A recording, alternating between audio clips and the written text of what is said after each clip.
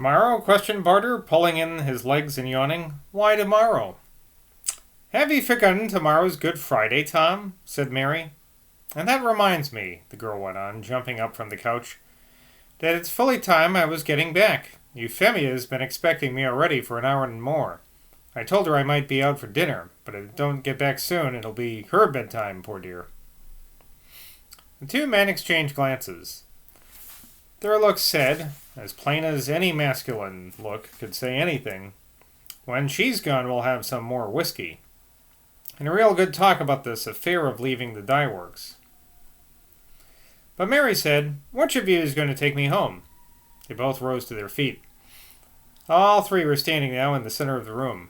The twitch in John's cheek became very active as they stood there. Barter said to himself, I believe there was something funny about that onion soup I had tonight. Mary said to herself, Heavens, I hope I'm not going to develop influenza or anything. I feel a bit shivery. What had happened was this. That with their rising to their feet, the sensation of oneness, which was staring together into their fire, had generated fell to pieces. They were all like children who had erected a house of play bricks into the hollow space of which their minds had retreated.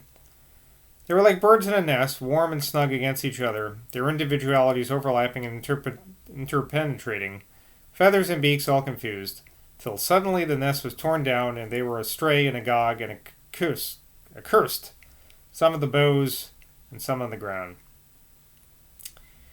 Any small group of human beings gathered close together requires a certain warmth of protectiveness against the outside, against all those unknown angers of which the outside world is full. A curious psychic entity,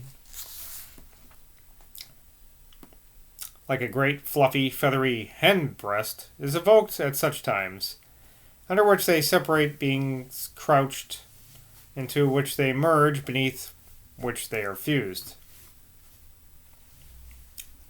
Every human creature is a terror to every other human creature. Human minds are like unknown planets, encountering and colliding.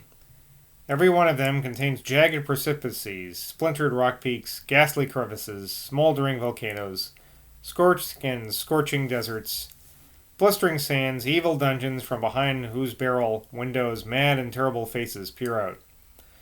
Every pair of human eyes a custom house gate into a completely foreign port, a port whose palaces and slums, whose insane asylums and hospitals, whose marketplaces and sacred shrines represent the terrifying and the menacing, as well as the promising and the pleasure-giving.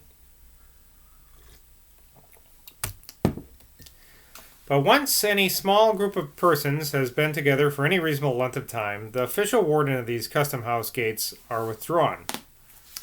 Each individual in such a group feels he can wander freely through the purities of these other enclosed fortresses. He does not necessarily move a step. The point is that the gates into the unknown streets no longer bustle with bayonets, are no longer thronged with deadful faces and fiery arms. What happened, therefore, when John and Barter and Mary stood up, knowing that they were now going to separate, or at least going to leave the psychic shelter of that room, was that they each fell back upon the isolated worries of their individual lives.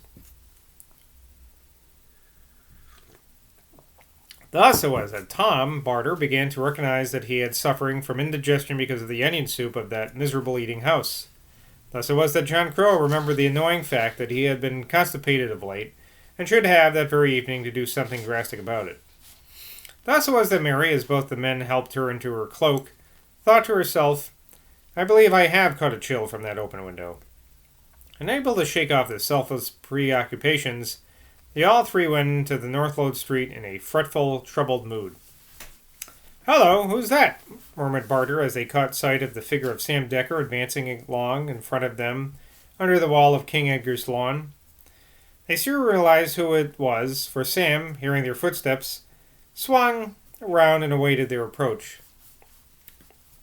Sam had never got on very well with Mary, though the several causes of their coldness between them would offer a psychological material enough to fill a volume. Perhaps the basic cause was that Sam's erotic nature was, like his father's, as simple and primitive as the caveman, while Mary had enough of the contorted perversity of the crow and temperament to arm herself with invisible spear and shield at his mere approach. Thus, as they encountered in the moonlight on the eve of Good Friday, the Mary who shook hands with him was, for Sam, a hard, reserved, contemptuous, designing woman, a woman whose aim, if he had been driven to speak out of all he felt, was to inherit old Miss Drew's money and carry on meanwhile, without being found out, a furtive intrigue, devoid of all noble feelings, with her cousin John. Sounds about right to me. And if the Mary who gave a limp, unsympathetic, gloved hand to Sam was a cold-blooded adventuress, the Sam who gave a perfunctory squeeze to Mary's fingers as he blinked suspiciously with his little bare eyes at her two companions was a lazy, self-indulgent crank who spent his do-nothing leisure in an attempt to corrupt the silly little fool, Nell Zoyland. Thus, on the eve of the crucifixion of the Redeemer of all flesh, did the two noblest hearts of Glastonbury weigh, judge, condemn, and execute each other. They dropped the silent Mary at the drive gate of Abbey House. "Good night, John," was all she was allowed to say to the man whose body she would have liked to cling to with frantic, unappeasable desire all night long. "Listen, you two," cried John, when the girl's figure was lost behind the girl's big laurel bushes, each leaf of which shone like a goblin's shields in the moonlight. "I've never been up to the top of Warrell Hill on a moonlight night. Tomorrow's a holiday. Barter's office will be closed tomorrow, and so will mine. Let's come up there together, eh? It'll be exciting on such a night as this." His eagerness was so intense, and the appeal of his voice so much stronger than any word he used, that the two men consented. They all walked on, still in the middle of the road, while the noise of their footsteps as they walked was mathematically increased by the substitution of Sam's heavy boots for Mary's light ones. They passed a tithe barn, where the mystic symbols of the four evangelists seemed supernaturally large in the moonlight. They turned down Bear Lane and skirted the eastern side of the Abbey grounds. They turned southwest, not far from the little Catholic chapel. They took a short, backward cut to gain time, and in less than 20 minutes from the moment John had suggested it, they were halfway up Worrell Hill. "That dead tree by that post up there," panted John, "is the queerest dead tree I've ever seen. Evans swore it was a thorn, in fact a descendant of the original thorn, but Mary maintains it's a sycamore. When I saw it the other day with Evans, I examined it pretty closely and came to the conclusion that it was some tree completely unknown to me." "I've been puzzled myself," began Sam, "about that dead tree up there. Father said, what Evans said, that it was the saint's thorn. But as you say, it's clearly not a thorn, whatever else it may be. I'm sometimes inclined to think." He's interrupted by raised voices of some other people who were climbing Worrell Hill that eve of the crucifixion. Two of these were, apparently, extremely aged men who had only that moment just stopped to address some remark to a grotesque female figure who was seated on one of the municipal iron seats that adorn the slopes of Worrell. Sam, who knew every soul in the town, became instantaneously aware of the identity of each one of these little group of night wanderers. He realized in a flash that one of the old men must have undertaken the other in the ascent, and that neither of them had any connection with the female they were now so earnestly addressing. Sam, in fact, was sure he knew, what it would have been difficult for either John or Barter to know, that each of these three wanderers had reached this spot independently of the other two. But they formed, as the now arrivals slowly approached them, a singular and even a monumental group. Had Mr. Evans been present, he would have been reminded of one of those eternal vignettes in his favorite poet, Purgatorio. For the hills was steep at this point. Its ascent took the breath of the three men and dulled their apprehension, while the flooding moonlight, giving to all objects both near and far a certain unearthly grandioseness, rendered their visual powers dreamlike and distorted. When they reached the iron seat, they also stopped and stood, all three, side by side with the two old men, surveying the solitary female who remained calmly seated in front of all the five of them.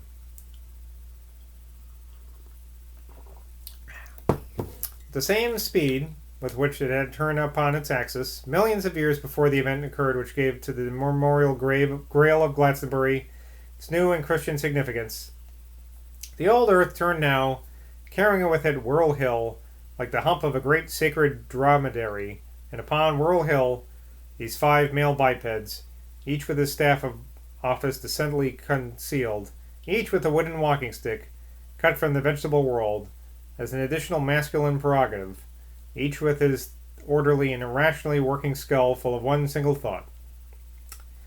This thought might have been summed up in the words which the oldest, and certainly the poorest of all the five, now addressed to the women on the seat. What thee be doing out to bed, mad bet? 'Twain't summer time, or silly old woman. It's cuckoo time, you know. Bed be the peace for crazy folks. Whirl Hill on a shiny night bain't a place for thee. Whirl Hill be a peace for quiet bachelor men, not for a crazy old woman like thee. The speaker was a tall, gray-haired man, dressed in clothes that looked as if they did not belong to him. And a good one he is to talk to the likes of she, expostulated the tall man's recent companion, edging himself as close as he dared to this newcomers, with evident grateful relief at their appearance upon the scene. "Why, Mr. Jones!" cried Sam. For the tall man's companion turned out to be none other than number two himself. "What are you doing out of hospital? Have they finished your cure? Are you taking a walk?"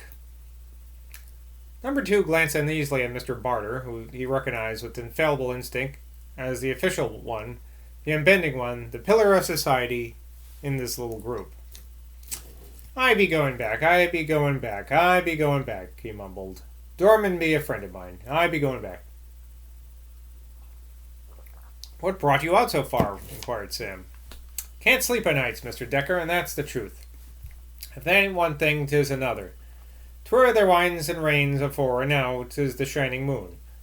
I've never known such carryings on and come to me in this thick horspital. As I were telling Mr. Twig only this morning, there's something going to happen in this here town afore long, or my name's not Bartholomew Jones.